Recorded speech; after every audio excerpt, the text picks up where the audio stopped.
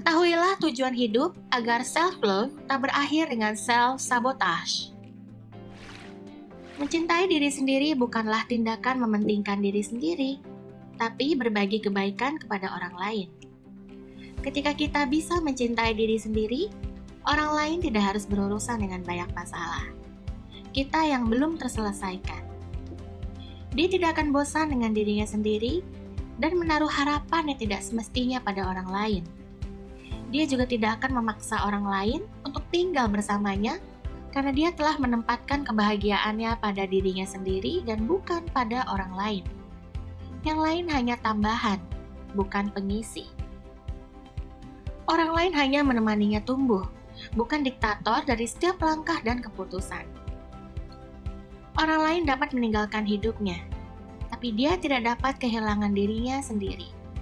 Siapapun yang bisa mencintai dirinya sendiri memiliki tujuan hidup. Tujuan hidup adalah untuk dapat memberinya garis antara narsisme dan mengasihani diri sendiri.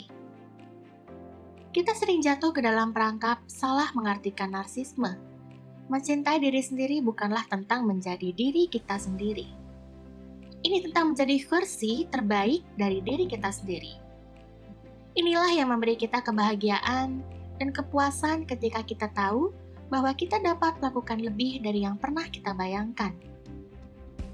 Mulailah dengan penerimaan, kemudian berubah dan terus berkembang.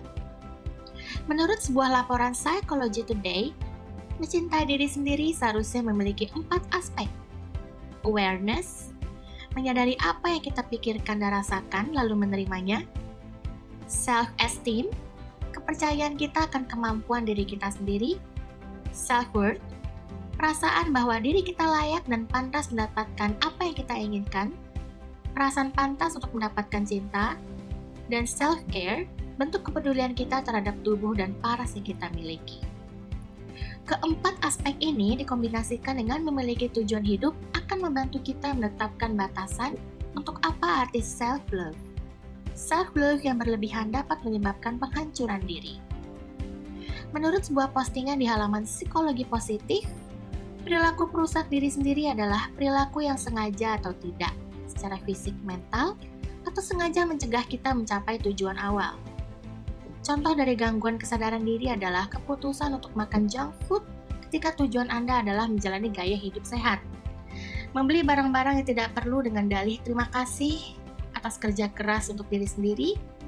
Penundaan karena alasan menunggu saat yang tepat dan takut gagal. Penghancuran diri yang tidak disadari terjadi ketika kita tidak lagi selaras dengan tujuan atau nilai pribadi kita. Dinamika penghindaran dimulai dengan menghindari ancaman, termasuk ancaman yang dirasakan seperti ancaman atau perubahan fisik atau psikologis.